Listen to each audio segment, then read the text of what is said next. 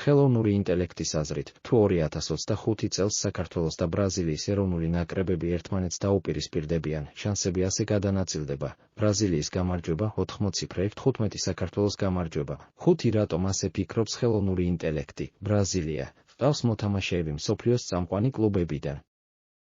აქვს დიდი გამოცდილება მსოფლიო ჩემპიონატებზე. ინდივიდუალური ოსტატობა და სიღრმე უმაღლეს დონეზეა. საქართველო 2024-2025 წლებში აშკარად პროგრესირებს. ევროზე ღირსეულად იასპარეზა. ჰყავს ლიდერები: ხვიჩა კვარაცხელია, გიორგი მამარდაშვილი, ვალენსია, გიორგი მიქაუტაძე, საფრანგეთი, მაგრამ ამ დონის მეტოქესთან ოფიციალურ მატჩში ჯერ არ უთამაშია. დასკვნა: ბრაზილია აშკარა ფავორიტია. მაგრამ ფეხბურთი მხოლოდ სტატისტიკა არ არის.